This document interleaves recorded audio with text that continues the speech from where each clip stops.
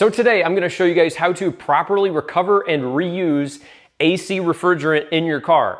So the reason that you would do this is if you were doing some sort of AC repair where you had to split the AC system open for any reason to, let's say, change an O-ring or change a component in the system like a leaking line or a compressor or a condenser, anything like that. Any reason that you would have to split the system open, you would have to do this first to properly recover the refrigerant.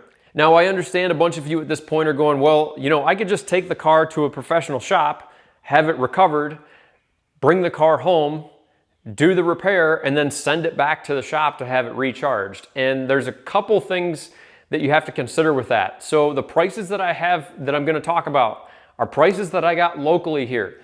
So for me to have this system recovered, a local shop quoted me about $100. So right there, you're $100 into having the equipment to do it yourself. Then to have the system recharged, it was again between $100 and $125 to have the system recharged. So potentially, just to do the job yourself, you're going to be $225 in to having the system recovered and recharged. Well, you can buy everything here for $500. So if you own nothing, about two and a half jobs in, you know, if you use this thing twice, suddenly it's paid for itself. So I understand, you know what, $500 probably is a little bit steep for most people, but if you're doing somewhat consistent AC work like once or twice a year, suddenly this is pretty easy to justify what I'm showing you in this video.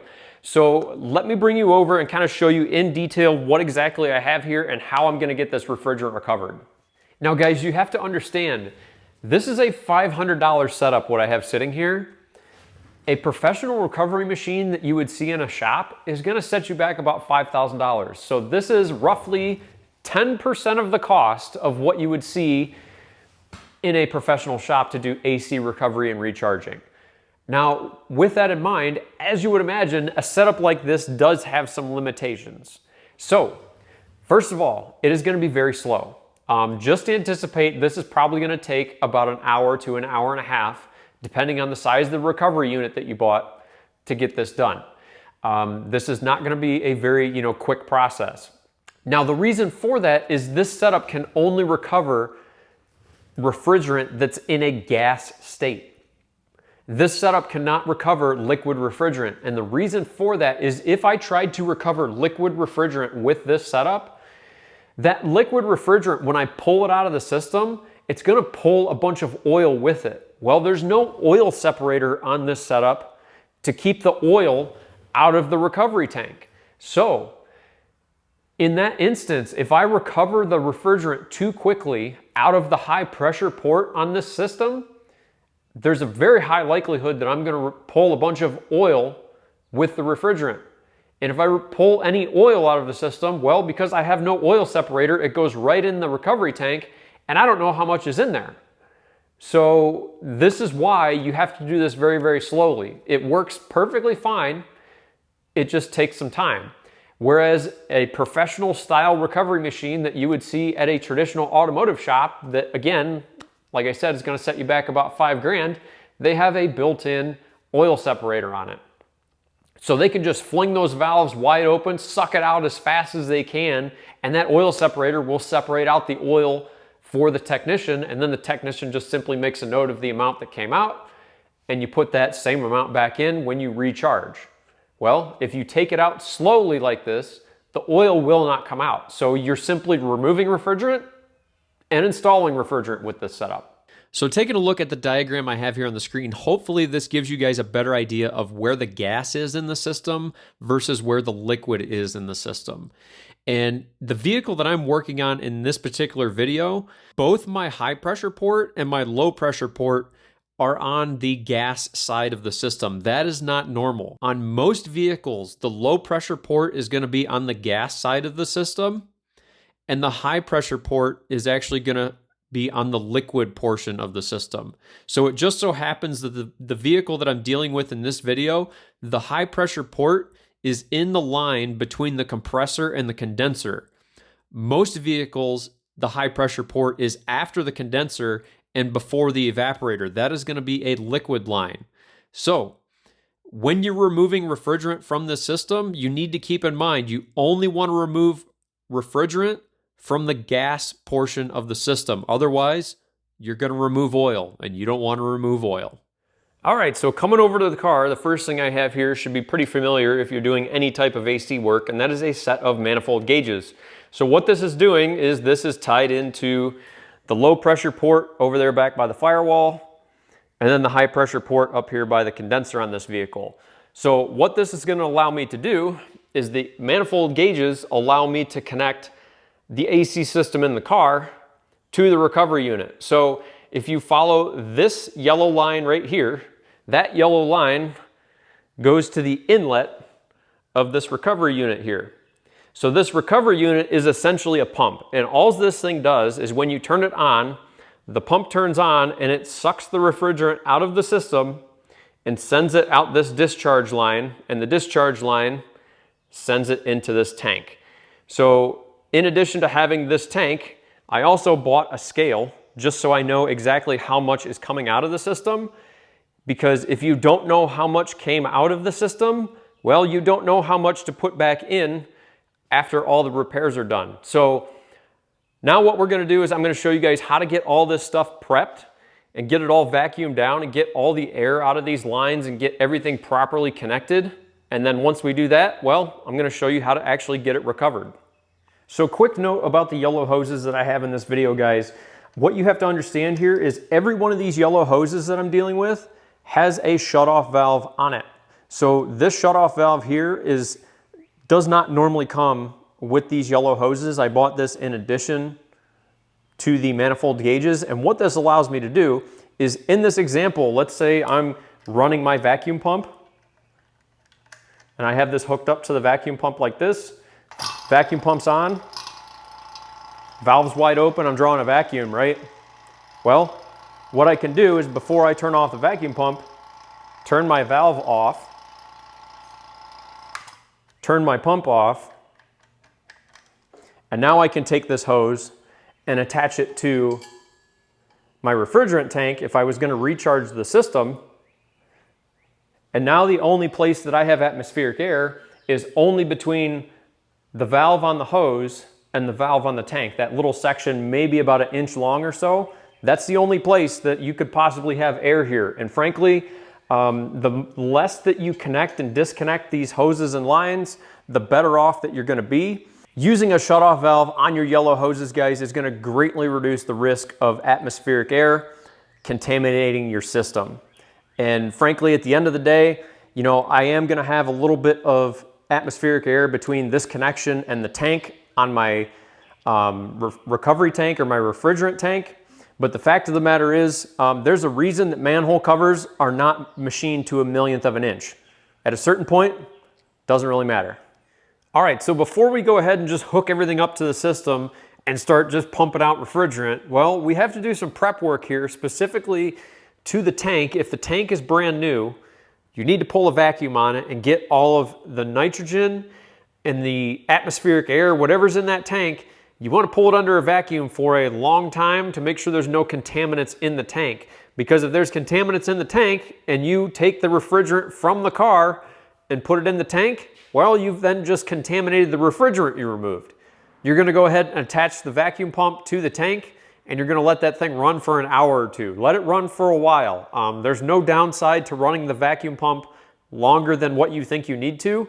As long as that vacuum pump has oil in it and the oil level is halfway decent, well, you're not going to have any problem. So get your tank all vacuumed down. Let that do its thing. Now, once you have your tank all vacuumed down and the tank is ready to go, the next thing I'm going to do here is I'm going to take a line coming from the vacuum pump and put that on the outlet of the recovery unit. The inlet of the recovery unit is going to get a second yellow hose going up to the manifold gauges. So what this is going to do is when I turn this vacuum pump on, I'm going to pull vacuum on this yellow hose. It's going to go into the recovery unit, come out of the recovery unit on this hose, and also pull a vacuum on the manifold gauges and the two hoses that I'm going to connect to the car. So this should get all of the air, all of the moisture out of all of the lines before we connect anything to the system. So Let me turn this thing on and start opening up valves. That one there. That one there. And what you're going to have to do is you're going to have to turn the recovery unit on. So I'm just going to turn this on fast recover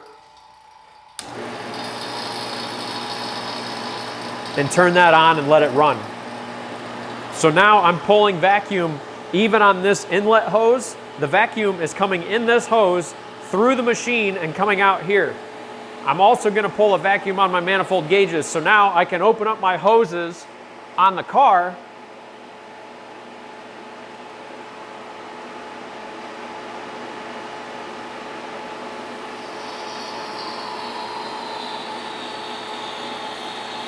So I'm going to let this sit here for probably 15 or 20 minutes just so I know that there's no contaminants in any of these lines that I'm going to hook to this car.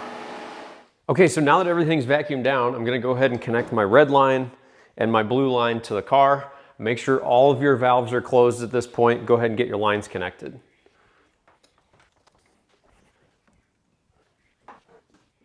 All right, so before you do anything here and start recovering refrigerant, the first thing I do, disconnect the hoses from your recovery tank.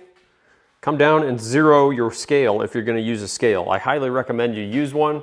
The thing is, with the hose connected, it's going to throw off that reading, so I always do it, zero it out with the hose disconnected, and always take your measurements on the tank with the hose disconnected, because depending on how the hose is attached and how the hose is tweaked, it'll change that reading you're going to get on the scale. So with it disconnected, you're going to get a more accurate reading. So with all that in mind, we're going to come up here and we're going to connect up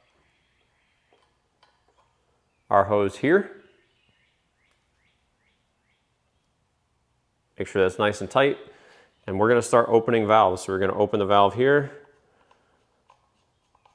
open the valve here, follow this line here to the recovery unit. Make sure your valves are open on the recovery unit here and here. Make sure you have an inline filter. If you're using, again, shutoff valves, make sure all this stuff's open. Come up to your gauges. You can go ahead and open the port that's hooked to the recovery unit. So now what we can do is come over to the recovery unit, and on this one, we're going to set this to slow recover, and we're going to turn this thing on.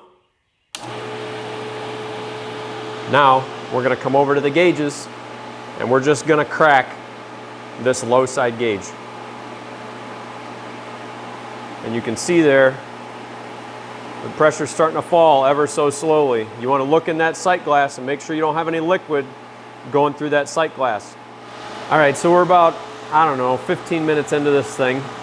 You can see I've got roughly just over 20 pounds there. Still recovering, still doing its thing.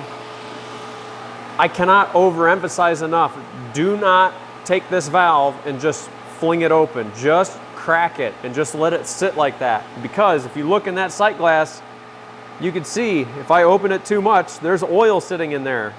Well, I pulled a little bit of oil out of this system. So less is more when it comes to this valve. Once this gauge hits zero, then I'll show you, you can go much quicker once this gauge starts to show zero. There's a much lower likelihood of you pulling oil out of this system when there's no pressure in it. So give me a few minutes and I'll bring you back when that's where it needs to be. All right, so we're coming up on zero, and what I'm gonna do, I'm gonna open the low side valve the rest of the way. Hopefully you can see in there, there's no oil flooding into that sight glass, so I should be good at this point. I can also now hopefully open up my high side valve.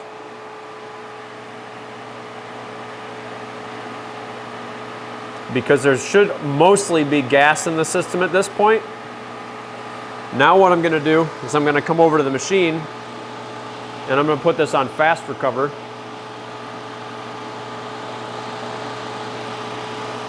And now we're going to try and draw this as far into a vacuum as absolutely possible. So you can see there in the sight glass, hopefully, there's no oil flooding in.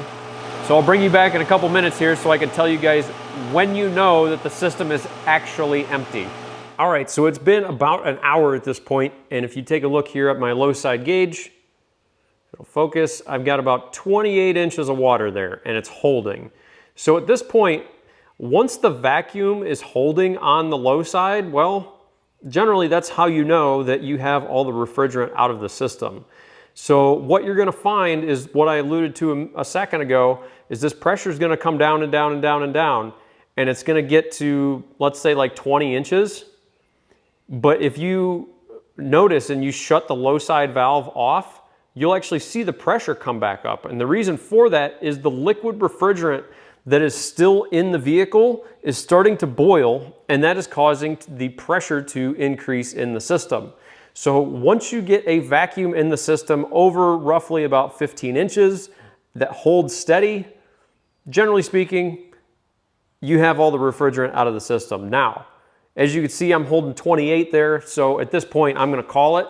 I was able to recover just over 18 ounces of refrigerant, and this system is supposed to have a capacity of 34 ounces, so you could see I have roughly about half of the amount of refrigerant that I was supposed to have in this system. So now what I'm gonna go ahead and do is fix my leak over here at the connection at the condenser, and then I'm gonna go ahead and show you guys how to get everything charged back up. So the reason that I'm recovering and recharging this system is ultimately I had a leak, and the leak seemed to be coming from the connections at the condenser. This upper AC line has never had this O-ring change, so I'm gonna go ahead and swap it out. It did feel a little bit softer than probably what it should have been when I compared it to a new one. But at any rate, if you guys are looking for information on how to find an air conditioning system that has a leak, I'll put a card in the corner, link in the description to that video.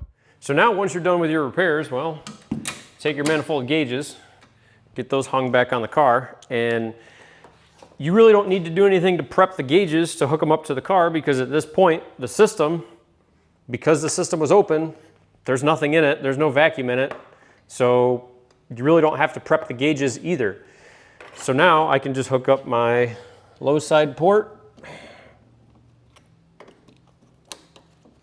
and my high side port.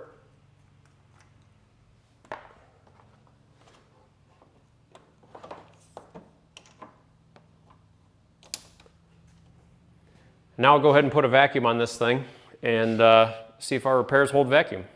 So bring over my vacuum pump. Go ahead and hook that to the hose labeled vacuum. Not that it matters, but just for consistency's sake. Let's set this up on the car. Hose is a little short, so that can sit there. Hopefully something like that.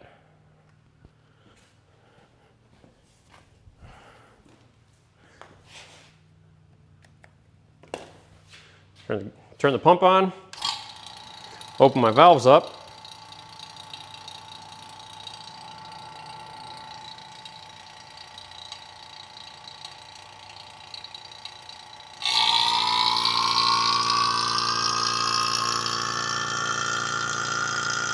And we're gonna let this thing sit here and run for probably about an hour or so.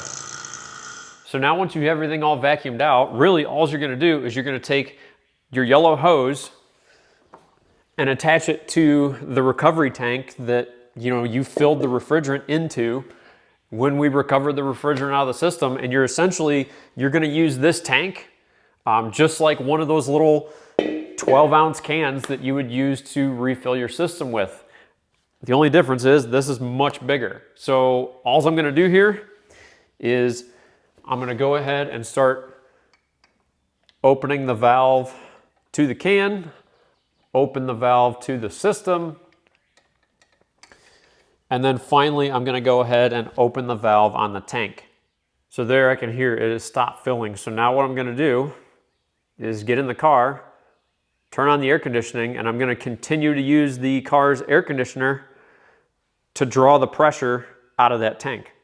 So when you guys are trying to charge the AC system with the vehicle running and the compressor on, you can only charge that system through the low side port. So kind of like when you removed it, you could only remove it through the low side port, and you can only charge it with the compressor running through the low side port. The issue is if you try to charge it through the high pressure side, the pressure in the high pressure side of the system is higher than the pressure in the tank that I'm using to fill the system with. So what I'm ultimately going to end up doing is emptying the system into the tank that I'm trying to charge with. So only charge the system with the low side of the system. Now, when you start the vehicle up and turn the compressor on, when the compressor turns on, that's going to cause the pressure in the low side of the system to go down. And when that pressure goes down in the low side of the system, well, the container that you're using to charge the system actually has a higher pressure in it than the system itself. So that causes the refrigerant in the tank to flow into the system. Now, as I'm going through here and charging, what you'll notice is I actually take the tank and I kind of tilt it on its side a little bit. And the reason that I do that is I want a little bit of that liquid to go through my gauges and through the hoses, because if you remember when I recovered, I made the mistake of recovering just a little bit too quickly. So there's some oil in my gauges and in that recovery hose.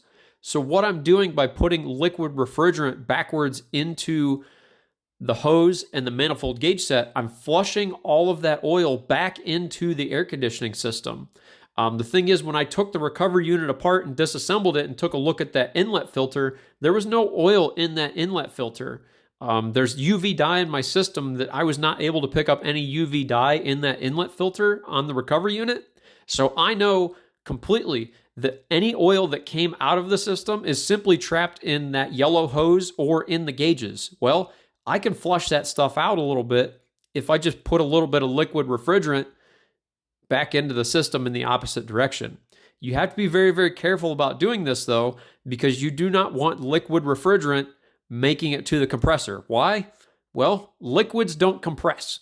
So suddenly a compressor that's designed to compress a gas is trying to compress a liquid. Well, if you know anything about hydraulics, liquids don't compress. You will destroy the compressor. So you have to be very, very careful about putting liquid refrigerant into the system. So guys, taking a look here, I've got everything fully charged according to the scale. And if you look there, my pressures are actually super low. The reason for that is, frankly, it's about 60, 65 degrees out today. It's a pretty cold day outside by, June standards. So taking a look here, one other thing you'll notice is this line going into the compressor has some frost on it, which typically indicates a slight undercharge. But if you read the scale, as far as the amount of refrigerant I added back into the system, it's correct. Now, one thing you guys can do, if you guys have a scale here, is simply measure the amount that you took out. And in my case, I took out 18 ounces of refrigerant because I had a leak. Well, my system capacity here is 2 pounds, 2 ounces there. So it should be 34 ounces. Well, now when you go to charge the air conditioning, you add enough 12-ounce cans to bring it back to capacity. So in my case, I took out 18 ounces. So I added 1 can plus about 4 ounces. And honestly, it works fantastic. If I bring you guys over here and take a look,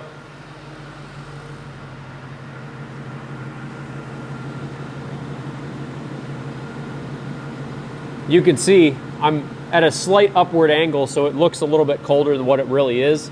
But guys, it's pretty darn cold in here. Honestly, that's about as cold as you can make an air conditioning system, because, well, if the evaporator freezes over, it stops blowing cold air because the evaporator won't pass any air over it. So when you guys disconnect your manifold gauges, there actually is a trick to doing this. So first one you want to do is you want to disconnect the high side. Once you have the high side disconnected, you can then open your high side gauge. And what that'll do is that'll take the pressure from this line and put it into this block. Then what you can do is open your low pressure gauge